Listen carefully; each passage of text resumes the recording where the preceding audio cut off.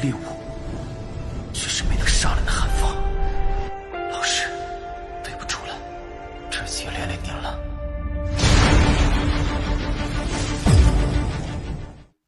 Pada episode sebelumnya diceritakan, komandan tertinggi muncul di bintang logam, yang mana di sana Hapatar Yuansen berhasil dikalahkan.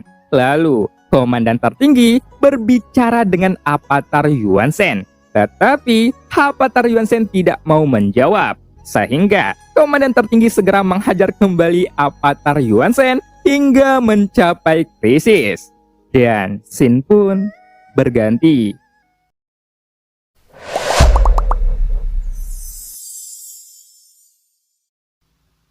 Apakah kamu tahu, di depanku, klan Yuansenmu tidak lebih dari semut yang lemah dan rentan, ucap komandan tertinggi. Tepat ketika komandan wanita praktisi Tesu berbicara, dia melangkah maju ke depan, kemudian menginjak dada Hapatar Yuansen sehingga menyebabkan rasa sakit yang menembus ke dalam jiwa Shoyan. Itu membuat Shoyan yang sedang berdiri di geladak bahtera tiba-tiba ekspresinya berubah menjadi sangat jelek. Karena bagaimanapun juga jiwanya berada di tubuh Hapatar Yuansen sehingga dia jelas dapat merasakan dampaknya. Pada saat yang sama, sang ratu yang berdiri di sampingnya juga merasakan perubahan ekspresi Shoyan, sehingga dia tidak bisa menahan diri untuk bertanya. Apakah sesuatu terjadi dengan avatarmu? Ucap sang ratu.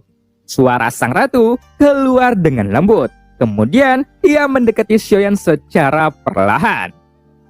Iya, komandan wanita praktisi Tesu telah muncul. Sekarang, situasi yang dihadapi oleh avatarku sangat buruk, ucap Shoyan sambil tersenyum kecut. Kemudian ia melanjutkan.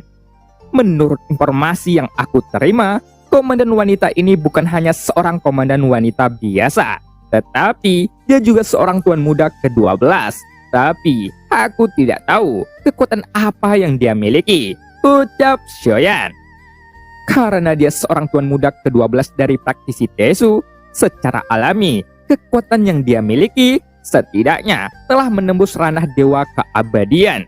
Hanya saja, wanita ini tidak pandai bertarung, tetapi dia pintar dalam mengembangkan kekuatan praktisi Tesu, dan temperamen mereka terlalu sombong. Mereka mengandalkan teknologi, bahkan kebanyakan dari mereka sudah melupakan esensi dari kultivasi, ucap sang ratu. Tetapi, bagaimana dia adalah praktisi Tesu yang memiliki jiwa? Apakah dia abadi? Tanya Shoyan. Mendengar apa yang dikatakan sang ratu, Shoyan pun mengerutkan keningnya. Kemudian dia bertanya dengan bingung. Tentu saja dia abadi. Jika avatar klan Yuansenmu bertemu dengan wanita ini, mungkin kamu akan kehilangan avatarmu, ucap sang ratu. Sang ratu menjawab Shoyan dengan santai. Tepat ketika kata-kata itu keluar, ekspresi Shoyan pun menjadi semakin jelek. Apakah avatarmu pergi ke markas praktisi Tesu dengan terburu-buru? Tanya sang ratu perlahan. Namun, tepat melihat Shoyan yang tidak berbicara, sang ratu pun menutup mulutnya karena terkejut. Kemudian, dia menatap Shoyan dengan tidak percaya. Sebenarnya, avatarku masih cukup jauh dengan markas praktisi Tesu. Tapi, mereka datang menghampiri avatar Yuansenku. Sekarang, avatarku sedang disiksa dengan kejam oleh komandan wanita ini. Meskipun lukanya tidak serius, tetapi dia berada di bawah penekanan dan penindasan dari formasi cermin hitam kekosongan, ucap Shoyan. Shoyan menjawab sambil tersenyum kecut. Mendengar itu, sang ratu pun menyipitkan matanya sedikit. Sayang sekali. Sekarang, darah Yuansen sangat langka dan terbatas. Avatar kamu ini pasti sangat tinggi sekarang. Apakah kamu menyesali tindakan kamu yang terburu-buru? Tanya sang ratu dengan serius. Jelas, dia tidak pernah memberikan pendapat apapun. Tidak peduli keputusan apa yang Shoyan buat. Dia hanya bisa menghormati pilihan yang diambil Shoyan. Tapi, bukan karena sang ratu sengaja ingin mempermalukan Shoyan. Tapi, sebaliknya, ada hal-hal tertentu yang harus dilalui Shoyan dengan mengandalkan kekuatannya sendiri. Saat ini, meskipun Shoyan tidak banyak berbicara, namun dapat terlihat dengan jelas ekspresi dia sudah menjelaskan di dalam hatinya bahwa keputusan yang diambil kali ini itu terlalu impulsif. Karena bagaimanapun juga, kehilangan avatar Yuan Shen sama saja dengan kehilangan salah satu lengannya yang paling kuat dan pintar. Dengan temperamenmu sekarang, meskipun kamu membuat kesalahan, itu juga bukanlah hal yang buruk, ucap sang ratu yang berkata perlahan dengan sangat genit. Jelas, sang ratu sudah memprediksi masalah ini saat avatar Yuan Shen berpisah dengan Xiaoyan. Avatar Yuan Shen akan mengalami situasi seperti ini. Namun, sang ratu tidak menghentikan tindakan yang diambil oleh Xiaoyan karena dia merasa Xiaoyan membutuhkan beberapa pengalaman. Jadi, sang ratu memutuskan untuk membiarkan Xiaoyan untuk memahami kesenjangan antara dunia sensi dan dunia Taisu. Karena bagaimanapun juga, kekuatan Taisu tidak sesederhana yang dibayangkan. Sekalipun pasukan praktisi Taisu yang ada di sensi hanyalah garda terdepan, itu bukanlah perkara yang mudah untuk menyelesaikannya. Oleh karena itu, meskipun avatar Yuan Shen sangat penting bagi Xiaoyan, bahkan ia mungkin akan kehilangan avatarnya karena keputusannya yang ceroboh. Tetapi itu akan membuat Xiaoyan yang melakukan kesalahan seperti itu tidak akan pernah melupakannya. Sehingga di masa depan dia akan lebih berhati-hati dalam mengambil keputusan. Seberapa cepat kita bisa sampai di tempat itu? Ucap Xiaoyan. Xiaoyan tertekun sejenak. Dia segera bertanya. Jelas dia tidak ingin kehilangan avatar Yuan Shen-nya karena kecerobohannya. Setidaknya akan memakan waktu 5 hari untuk sampai di sana, ucap sang ratu yang menjawab perlahan. Mendengar itu, wajah Xiaoyan pun pucat pasi. Meskipun itu masih membutuhkan waktu 5 hari untuk sampai di sana, itu juga sudah sangat cepat. Namun, bagi Xiaoyan yang sangat khawatir sekarang, itu rasanya seperti setahun. Apakah kamu sekarang menyesal karena harus kehilangan avatar Yuan Shen-mu karena kecerobohanmu? Jika kamu melakukan kesalahan, memang ada harga yang harus dibayar. Jadi itu wajar, ucap sang ratu sambil tersenyum. Kemudian ia berkata dengan suara rendah. Karena meskipun kata-katanya terlihat kejam, tapi Xiaoyan juga harus siap secara mental jika dia harus kehilangan avatar Yuan Shen-nya. Hal terburuk akan terjadi jika wanita ini berada di ranah keabadian para dewa. Bahkan jika avatar Yuan Shen kamu meledakkan kekuatan esensi darah Yuan Shen, mungkin itu dapat memulihkan vitalitas dan kekuatan darah untuk waktu yang singkat. Tetapi masalahnya, menghadapi situasi pengepungan praktisi Taisu untuk melarikan diri kemungkinannya sangat kecil. Bahkan meskipun avatar ini sangat penting bagimu, dengan kekuatanmu sekarang, kamu tidak dapat melakukan apapun untuk menyelamatkannya, ucap sang ratu. Pada saat ini, sang ratu terus berbicara kepada Xiaoyan. Mendengar itu, Xiaoyan pun menatap sang ratu dengan serius. Jelas, dia tahu jika hanya mengandalkan kekuatannya saat ini, dia hanya bisa duduk diam dan menunggu kematian. Sudahlah, tidak perlu terus berbicara omong kosong lagi. Avatar Yuan Shen-ku memiliki peran penting dalam perkembangan kekuatanku. Karena jika aku kehilangan avatar Yuan Shen, maka akan sangat sulit bagi perkembangan tubuh abadiku. Bagaimanapun juga, perkembangan tubuh fisikku juga membutuhkan bantuan esensi darah dari avatar klan Yuan Shen. Lagi pula, aku telah bekerja keras mendapatkan avatar Yuan Shen dengan susah payah. Dan dia bekerja sama untuk membantuku melawan para praktisi Taisu sebelumnya. Jadi, keberadaan avatar Yuan Shen-ku bisa dianggap sudah menjadi tangan kananku. Jika kamu memiliki cara untuk menyelamatkannya, aku meminta kamu harus bersedia membantuku kali ini. Memang, aku akui semuanya karena kecerobohanku, ucap Xiaoyan yang berkata dengan memohon. Kemudian, ia pun mengepalkan tinjunya dengan hormat. Mendengar itu, sang ratu pun tersenyum sedikit.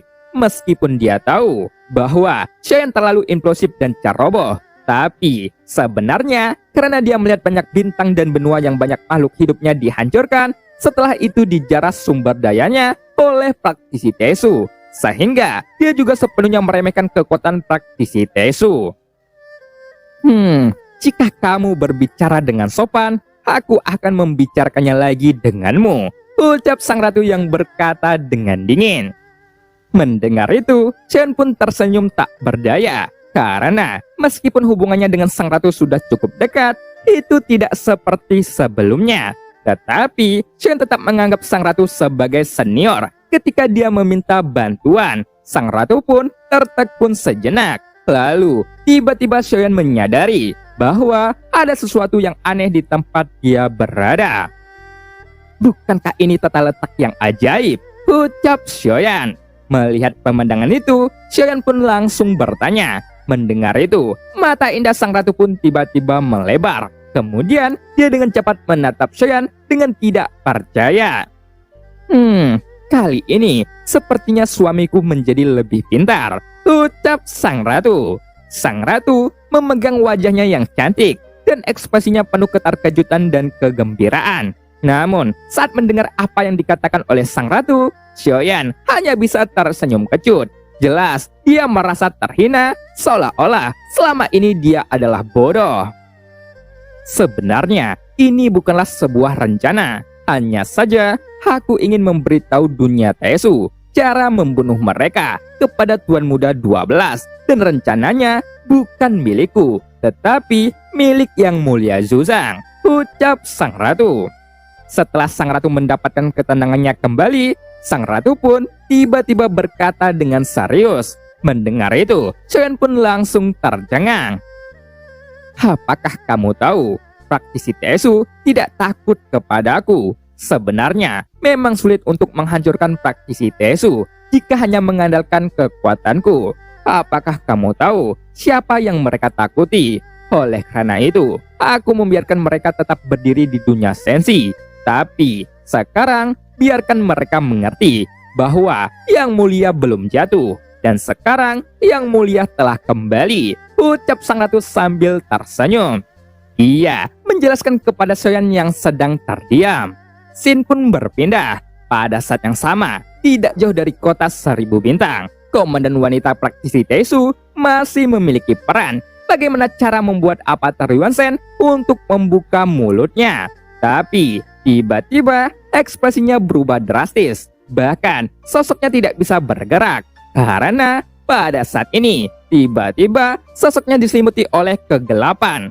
Bahkan, dalam sekejap, bintang logam tepat di mana avatar Yuan-Shen berada, tiba-tiba menghilang di dalam ketiadaan. Seolah-olah, bintang ini telah ditelan oleh ketiadaan dan hanya menyisakan garis lurus panjang ke belakang dalam ribuan kaki. Bahkan, Xiaoyan yang melihat pemandangan yang sangat mengejutkan ini, dia tidak bisa berkata-kata. Karena bukan ketiadaan yang menelan bintang logam, tetapi itu adalah Zhenwu yang tubuhnya sangat besar, sehingga bisa dibandingkan dengan dewa praktisi Tesu. Dengan ini, akhirnya Xiaoyan juga sedikit mengerti tentang apa yang disebut tata letak. Bukanlah tentang perencanaan yang rumit, tetapi lebih tentang tidak melakukan sesuatu dengan gegabah. Karena melakukan sesuatu dengan tidak terburu-buru bukan berarti tidak melakukan apa-apa, tetapi lebih mengikuti arus dalam menghadapi masalah. Pada saat ini, avatar Yuan-Shen berada di dalam kegelapan. Meskipun dia tidak tahu dia berada di mana, tetapi dia merasa sedikit lega karena dapat terbebas dari penekanan dan penindasan dari praktisi Tesu yang membuat ki dan darah di tubuh avatar Yuan-Shen dapat dipulihkan dengan cepat. Jadi, tepat ketika avatar Yuan-Shen merasakan itu, dia langsung duduk bersila. Kemudian, dengan cepat dia memuntahkan beberapa seteguk darah yang bercampur dengan racun. Memanfaatkan kesempatan ini, avatar Yuan-Shen pun segera mengeluarkan racun dari tubuhnya sebanyak mungkin. Namun, setelah dia mengeluarkan racun dari tubuhnya, dia mencoba melihat kegelapan di sekelilingnya. Tapi, dia tidak menemukan apapun. Bahkan, binatang Tesu yang besarnya bisa menutupi langit dan matahari menghilang tanpa meninggalkan jejak sedikit pun. Seolah-olah dia telah ditelan oleh kegelapan ini. Di mana ini? Apakah aku berada di ruang tertentu? Ucap avatar Yuan-Shen. Xiaoyan berkata di dalam hatinya. Tapi, avatar Yuan-Shen juga mengerti pasti ada seseorang yang datang untuk membantunya. Karena meskipun ruang ini sangat luas, tetapi ruang ini memiliki batas tertentu yang menunjukkan bahwa ruang ini bukanlah kehampaan. Apakah kamu senior Shenmue yang datang? Ucap Avatar Yuan Shen. Xiaoyan berkata dengan bingung, karena jika dipikirkan dengan sosok yang sebesar itu, satu-satunya hal yang bisa melakukan adalah Shenmue yang berasal dari aliansi Dewa Abadi. Karena meskipun Xiaoyan memiliki binatang iblis yang sangat besar, tetapi sebenarnya mereka tidak terlalu besar. Oleh karena itu, Avatar Yuan Shen Xiaoyan hanya bisa bertanya dengan sangat ragu. "Iya, Yang Mulia Ratu memerintahkanku untuk menyelamatkan avatarmu," ucap Shenmue. "Aku tidak menyangka itu benar-benar kamu. Tapi dengan cara ini, kamu bisa menyelamatkan avatarku. Tapi senior, di mana bintang logam dan avatarku berada sekarang?" tanya Xiaoyan dengan bingung. "Aku telah menelannya, tapi itu hanyalah sementara, dan aku tidak benar-benar menelannya," ucap Shenmue. Setelah suara Shenmue keluar, dia segera membuka mulutnya yang sangat besar, sehingga dapat melihat sosok Dewa Taisu yang sangat besar lagi muncul di kehampaan. Pada saat yang sama, para pasukan praktisi Taisu pun juga dapat melihat dengan jelas ada beberapa sosok yang sangat besar menggantung di kehampaan. Meskipun masing-masing dari sosok ini sangat besar, tetapi masih tidak bisa dibandingkan dengan Dewa Taisu mereka. Tapi saat mereka merasakan sebuah aura terpancar dari sosok yang berdiri di atas bahtera, itu membuat pasukan praktisi Taisu pun tidak berani mengabaikannya sedikit pun. Oleh karena itu, Komandan Wanita Taisu memerintahkan semua pasukan Taisu masuk ke dalam markas Dewa Taisu. "Bajingan, ternyata orang klan Yuan Shen ini hanyalah sebuah umpan," ucap komandan tertinggi. Komandan Wanita Taisu terus mengutuk dengan marah saat ini. Di bawah kekuatan Dewa Abadi, dia bisa melepaskan diri dari tekanan Shenmue dan segera mundur ke dalam markas Dewa Praktisi Taisu. Karena meskipun dia adalah Dewa Abadi, tapi dia tidak ingin berurusan dengan Senshi secara serius. Bagaimanapun juga, dunia Senshi yang sangat besar memiliki sumber daya yang cukup. Namun, yang membuatnya tercengang sebelumnya adalah sekarang orang kuat Senshi muncul di depan mereka. Oleh karena itu, Komandan Wanita Taisu memilih untuk mundur dan kembali ke singgasananya. Pada saat ini, para komandan Taisu pun berkumpul dan melihat bahtera Sang Ratu melalui tirai tipis di depan mereka. "Apakah kamu semua dapat melihat titik cahaya dengan corak berbeda? Dia adalah Dewa Abadi. Bukan hanya itu, ada 5 sosok Dewa Abadi. Apakah mungkin mereka datang hanya untuk menyelamatkan orang Yuan Shen ini?" ucap komandan tertinggi. Saat ini, Komandan Wanita Taisu pun berkata sambil melihat tirai cahaya. Kemudian, dia dapat melihat ada beberapa titik cahaya yang sangat terang. Namun, di antara beberapa sosok ini, titik cahaya yang paling terang adalah sosok yang berdiri di bahtera, yang menunjukkan bahwa sosok inilah yang paling kuat di antara lainnya. Tapi, setidaknya, di antara 5 titik cahaya yang sangat terang, Komandan Wanita Taisu ini juga dapat menyimpulkan bahwa titik cahaya ini setidaknya adalah pusat kekuatan para Dewa Abadi. "Tuan, jadi apa sekarang? Jika mereka abadi, apakah mereka pikir dapat mengguncang dunia Taisuku dengan mudah?" ucap salah satu komandan. Mendengar itu, Komandan Wanita Taisu pun masih duduk dengan santai di singgasananya. Sepertinya dia tidak ingin terburu-buru mengambil sebuah keputusan. Jadi, dia berkata dengan keras, "Cepat aktifkan formasi pertahanan markas Dewa Taisu," ucap komandan tertinggi. Tapi Tuan, setelah formasi ini dibuka, bagaimana jika kelima Dewa Abadi menyerang?" ucap salah satu komandan yang berkata perlahan. "Jangan khawatir, aku pikir masih mustahil mereka dapat menembus formasi ini. Bagaimanapun juga, formasi ini berasal dari pertahanan Dewa Taisu. Jadi, secara alami, mereka tidak dapat menembusnya.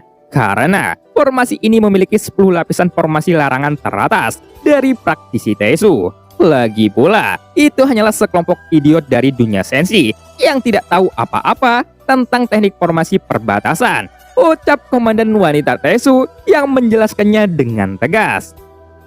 Tuan, jika mereka bergerak dan menggunakan kekuatan untuk menghancurkan formasi kita, apa yang harus kita lakukan? Karena meskipun kita bisa menggunakan energi Dewa Tesu untuk memperkuat formasi pertahanan, tetapi aku pikir bukankah lebih baik menggerakkan tangan kita untuk melawan, ucap komandan lainnya. Pada saat ini, sesosok pria tersebut berdiri di depan komandan tertinggi. Dia berkata dengan penuh percaya diri. Mendengar itu, komandan wanita pun langsung menampar meja di depannya dengan sangat marah, yang membuat sekelompok komandan pun langsung tercengang, bahkan semuanya pun terlihat malu. Menghadapi situasi seperti ini, kamu masih berani ketawa? Apakah kamu tahu siapa yang kita hadapi sekarang? Mereka orang kuat dari dunia sensi. Jika kita melawan mereka sekarang, mungkin kita semua akan mati di sini kapan saja. Oleh karena itu, kita harus bergegas dengan cepat, memperkuat pertahanan sesegera mungkin, kemudian mundur, ucap komandan tertinggi. Komandan wanita ini berteriak dengan tegas, namun ekspresi wajahnya sangat marah. Mendengar itu, para bawahan komandan tertinggi pun tercengang. Meskipun awalnya mereka sangat percaya diri untuk melawan, tetapi mereka juga tahu bahwa makhluk dunia sensi telah menahan diri untuk waktu yang lama. Tapi tiba-tiba mereka muncul sekarang, yang membuat komandan tertinggi memiliki kecurigaan. Karena tidak mungkin mereka datang hanya untuk menyelamatkan orang klan Yuansen yang jelas-jelas berasal dari dunia lain. Namun, yang membuat komandan tertinggi lebih curiga saat ini adalah bukan hanya kemunculan 5 binatang buas abadi dunia sensi. Karena jika dibandingkan dengan orang kuat keabadian para dewa, bagi komandan tertinggi, sosok Yenwu lebih menakutkan. Karena dia memiliki tubuh yang hampir sama dengan Dewa Tesu. Belum lagi, ada sosok piton berkepala 9 di belakangnya yang sangat besar dan menakutkan.